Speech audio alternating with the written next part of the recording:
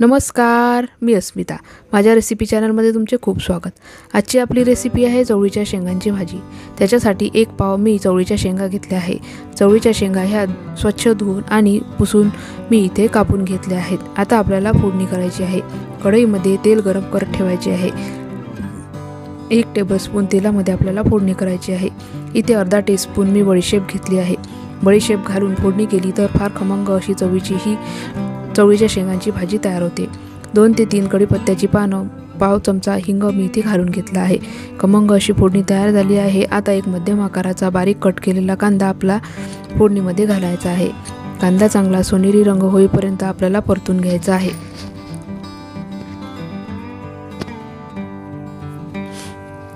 तुम्ही या भाजीमध्ये बटाटे सुद्धा वापरू शकता.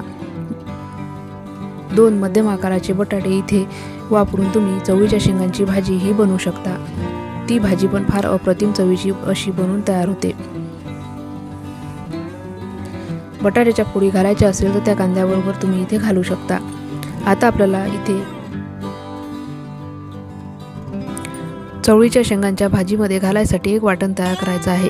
2 टेबलस्पून सुक्या खोबऱ्याचा किस, 1 हिरवी मिरची, 4 ते 5 लसूण पाकळ्या आणि थोडीशी मूठभर कोथिंबीर घेऊन हे सर्व मिक्सरमध्ये आपल्याला बारीक असं फिरून घ्यायचं आहे आणि हे वाटण आपल्याला इथे भाजीला लावायचं आहे.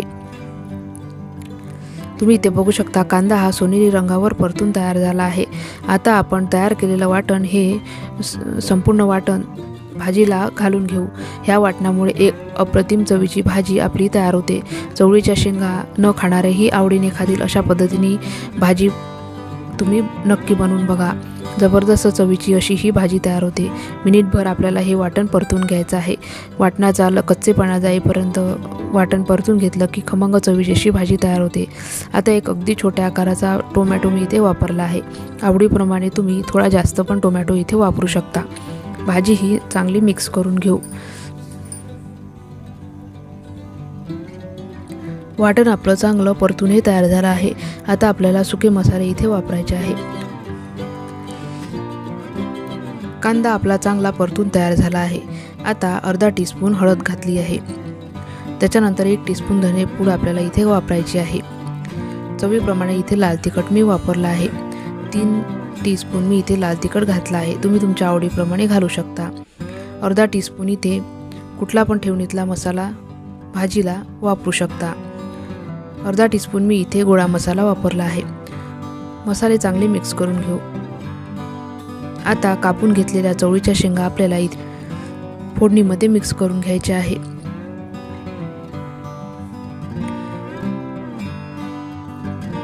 शेंगा चांगल्या फोडणीमध्ये आपण मिक्स करून घेऊ. अप्रतिम चवीच्या ह्या शेंगा बनून तयार होतात. चवीप्रमाणे आपल्याला इथे मीठ घालायचं आहे. मसाल्यामध्ये चांगल्या शेंगा मिक्स करून घेऊ आणि आपल्याला वाफेवरच ह्या शेंगा पाणी न घालता शिजवून घ्यायची आहे.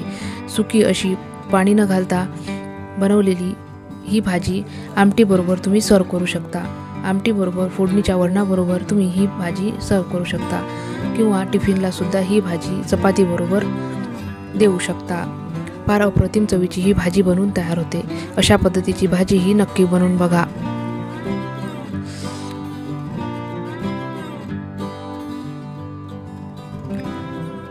आता झाकण ठेवून स्लो गॅसवर आपल्याला ही भाजी शिजवून घ्यायची आहे.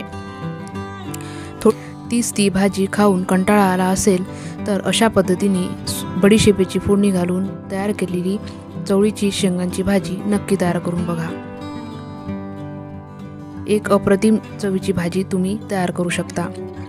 मधून अशा पद्धतीने तळापासून हलवून ही भाजी आपल्याला मिक्स करून घ्यायची आहे आणि भाजी ही चांगली झाकण ठेवून स्लो गॅसवर शिजवून घ्यायची आहे.